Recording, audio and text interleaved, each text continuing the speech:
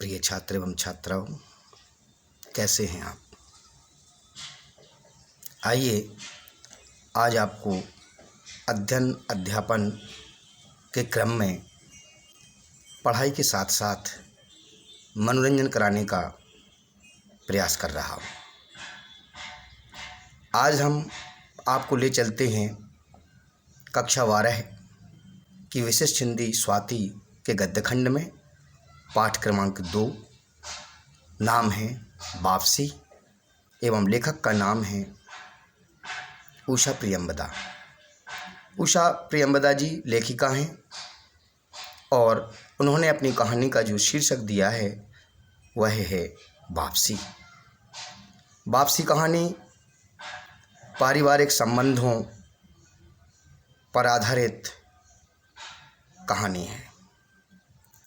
परिवार के रिश्ते और नातों में समय के साथ कितना परिवर्तन आ रहा है वह हमें इस कहानी में देखने को मिलता है।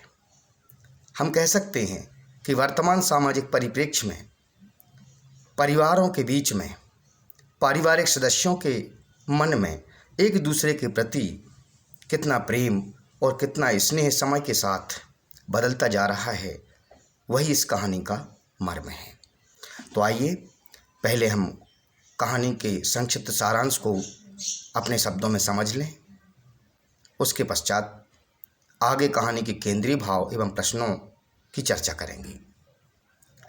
वापसी कहानी, जैसा कि मैंने आपको बताया, पारिवारिक सहिष्णुता, पारिवारिक संवेदनशीलता एवं पारिवारिक रिश्ते और नातों की कहानी है। कहानी के मुख्य पात्र के रूप में आते हैं गजाधर बाबू। गजाधर बाबू का परिवार एक मध्यम वर्गीय परिवार है। गजाधर बाबू रेलवे में नौकरी करते हैं। लगभग 35 वर्ष गजाधर बाबू ने रेलवे में नौकरी की है। पहले तो उन्हें रेलवे की नौकरी में कुछ कष्ट हुआ, लेकिन बाद में रेल की पटरियों की जो खटखट की आवाज़ है वह उन्हें मधुर संगीत के समान हो गई। रेलवे का स्टाफ उनके परिवार के सदस्यों की तरह हो गया। यहाँ तक कि उनके एक विशेष परिचारक का उल्लेख आता है जिसका नाम है गणेशी। उन्हें गणेशी से भी स्नेह हो गया है। परंतु रेलवे में 35 वर्ष की नौकरी करने के पश्चात आज गजाधर बाबू सेवानिवृत्त हुए हैं और अपने घर की ओर वापस जा रहे हैं। लंबे समय से अपने परिवार से दूर रहने के बाद जब पुनः उनकी अपने परिवार अपने घर की ओर वापसी होती है तो उनका मन भी उमंग और उत्साह से भर जाता है। परिवारजनों के साथ रहने की लालसा जो बहुत समय से उनके हृदय में कुंठा बनी हुई थी, अब वह पूरी होने जा रही है। वह अपना आगे का जीवन परिवार के साथ आनंदपूर्वक मनाएंगे, ऐसे विचार उनके मन में हैं। किंतु देखिए, यहाँ पर लेखिका ने मानव हृदय की एक सूक्ष्म मनोविश्लेषणात्मक टिप्पणी की है। उन्होंने बताया है कि गजाधर बाबू अपने परिवार के पास जाने के लिए उत्साहित तो हैं, परंतु रेलवे के स्टाफ को छोड़कर जाने का दुख भी उनके लिए हो रहा है। उनकी सेवा शुश्रूषा जो गणेशी ने की है वह उनके लिए अविस्मरणीय है, परंतु घर तो जाना ही है।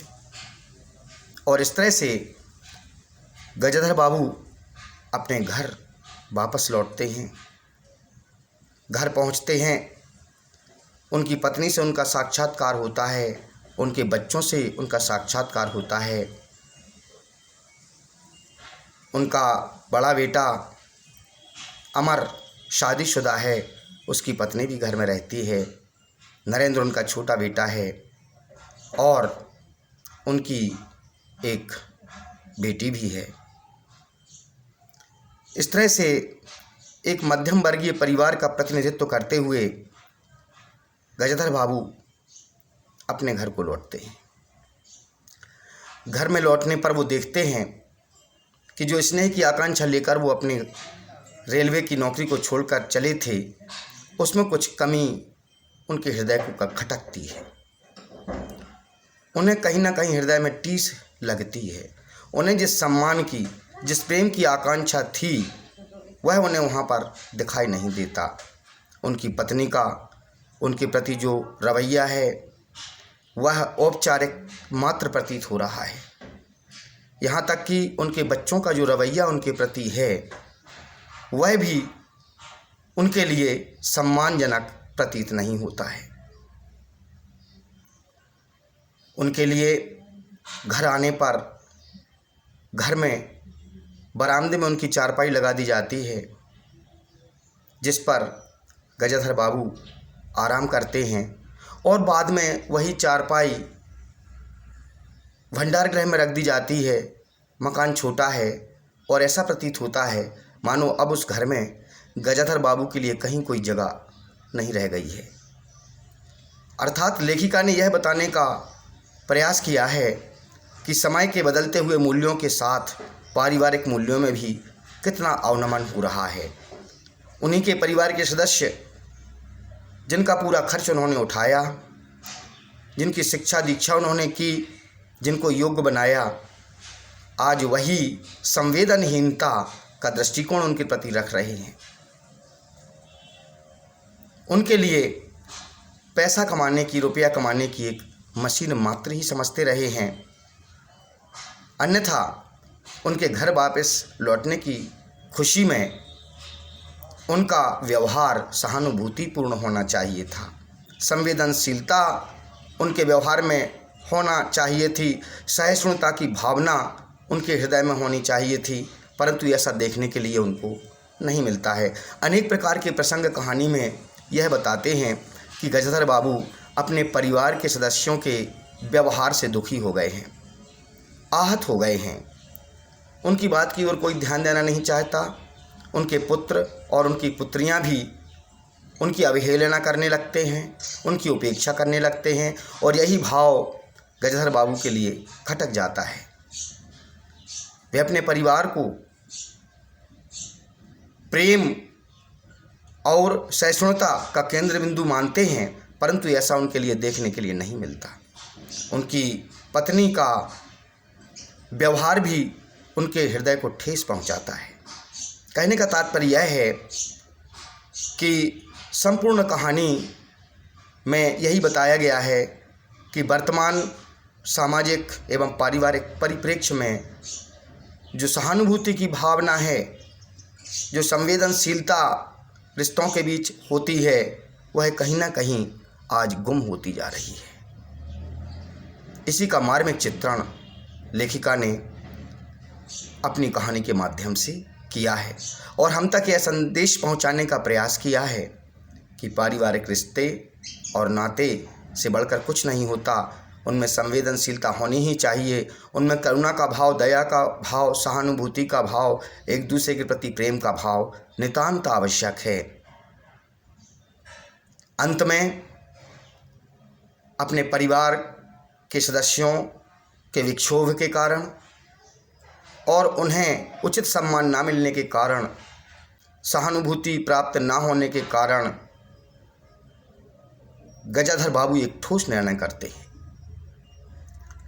यद्यपि वह अभी रेलवे की नौकरी से सेवानिवृत्त होकर आए हैं, परंतु कहानी के अनेक प्रसंगों को पिरोते हुए अंत में एक प्रसंग आता है कि गजाधर बाबू के लिए एक चीनी मिल से नौकरी का बुलावा आता है।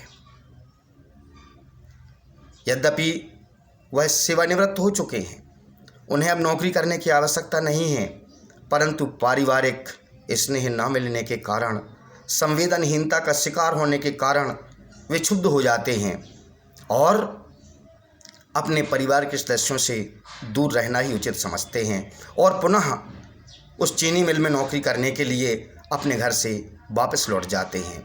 यहाँ पर कहानी के शीर्षक की सार्थकता प्रकट होती है। वापसी का तात्पर्य होता है बाहर से अपने घर की ओर वापस लौटना, परंतु यहाँ पर वापसी का तात्पर्य है नौकरी से सेवानिवृत्त होने के बाद पुनः नौकरी की ओर चले जाना, अपने घर को छोड़ देना, जहाँ से आए थे वहीं वापस चले जाना। यही कहानी के शीर्षक की सार्थकता को सिद्ध करता है। इसलिए कहानी का शीर्षक लेखिका ने अत्यंत सोच विचार कर वापसी रखा है। देखने में तो ऐसा प्रतीत होता है कि गजधर बाबू नौकरी से सेवानिवृत्त होने के बाद अपने घर वापस आए हैं, इसलिए वापसी शीर्षक रखा गया होगा। परंतु अंत में इसका भेद खुलता है कि जब वह नौकरी छोड़ने के बाद, सेवानिवृत्त होने के बाद वो पुनः नौकरी करने के लिए चले जाते हैं। यहाँ पर वापसी कहानी की शीर्षक की सार्थकता सिद्ध होती है। इस तरह से संपूर्ण कहानी का घटनाक्रम हमें कहानी के अंत तक बांधे रखता है। पाठक एक बार कहानी को पढ़ना प्रारंभ करता है तो अंत तक पढ़ता ही चला जाता है। अनेक प्रसंगों का उल्लेख किया है, लेकिन कहानी का जो मूल भाव है, कहानी का जो केंद्रीय भाव है, वह यही है कि सामाजिक परिप्रेक्ष्य में, पारिवारिक वातावरणों में कितना बदलाव आ रहा है। तो प्रिय छात्रों, इस तरह से वापसी कहानी को मैंने आपको सुनाया, सरल शब्दों में, संक्षेप में, सारांश के रूप में। आशा है आपने कहानी के मर्म को समझा होगा। आइए अब आपको ले चलते हैं इस पाठ से निरंतर परीक्षा में पूछे जाने वाले प्रश्नों की ओर। इस वर्ष वार्षिक परीक्षा कक्षा 12 में प्रश्न आया था, गजधर बाबू के लिए मधुर संगीत क्या है? उत्तर है, गजधर बाबू के लिए मधुर संगीत है रेल की पटरियों की खटखट की ध्वनि। गजधर बाबू ने कितने वर्षों तक रेलवे में नौकरी की है? तो इसका उत्तर आता है कि गजधर बाबू ने 35 वर्षों तक रेलवे में नौकरी की है। अगले प्रश्न की ओर बढ़ते हैं जो महत्वपूर्ण है। इस वर्ष आगामी परीक्षा 2020-21 में आ सकता है कि गजधर बाबू के चरित्र की 2 विशेषताएं लिखिए। तो मैं आपको बता दूं, बिल्कुल सरल सी विशेषताएं हैं। नंबर 1, स्नेही स्वभाव। गजधर बाबू का स्वभाव स्नेही है। वे स्नेही प्रकृति के व्यक्ति हैं, मधुर स्वभाव के धनी हैं। जहाँ वे रहते हैं वहीं पर अपना प्रभाव छोड़ते हैं और वहाँ के मिलने जुलने वाले लोगों के प्रति उनके मन में असीम प्रेम उमड़ आता है। तभी तो उन्हें गणेशी से इतना प्रेम था कि नौकरी से सेवानिवृत्त होने के बाद भी उन्हें उसकी याद सता रही थी। दूसरी विशेषता की बात करें तो गजधर बाबू का चरित्र स्वाभिमानी प्रकृति का है। गजधर बाबू स्वाभिमान के लिए जीते हैं, परिवार में सम्मान के भूखे हैं, अपने स्वाभिमान को बचाए रखना चाहते हैं। तभी तो परिवार की उपेक्षा की भावना को देख करके वो परिवार को छोड़कर पुनः नौकरी करने के लिए घर से निकल जाते हैं। इस तरह से गजधर बाबू के चरित्र की विशेषताएं लिखी जा सकती हैं। ये कुछ ऐसे छोटे छोटे अति लघुत्तरीय या लघुत्तरीय प्रश्न हैं जो लगभग हर वर्ष परीक्षाओं में आते रहते हैं, तो इनको छात्र छात्राएं जरूर तैयार कर लेंगे। इसी क्रम में आपको बता दूं कि मैं अन्य विधाओं के, अन्य पाठों के भी वीडियो, छोटे छोटे वीडियो लेकर आप तक पहुंचूंगा। आपको अपने शब्दों में, सरल शब्दों में उनकी व्याख्या करके, उनका सारांश बता करके समझाने का प्रयास करूंगा। आशा है आप उसको सुनेंगे, समझेंगे, देखेंगे और उसके अनुकूल कार्य करेंगे ताकि परीक्षा में आप सर्वाधिक अंक प्राप्त कर सकें और अपना गौरव बढ़ा सकें। प्रिय छात्र एवं छात्राओं, आप सभी से इतनी मेहनत करने के बाद मुझे अपेक्षा होती है कि आप इस मेहनत का ज़रूर लाभ उठाएंगे और मेरी इस मेहनत को ज़रूर सार्थक बनाएंगे। इसी का आकांक्षी हूँ, आपके स्नेह का आकांक्षी हूँ और आपके बीच इसी तरह से अपने प्रयासों को भेजते रहने का आकांक्षी हूँ। बहुत बहुत धन्यवाद।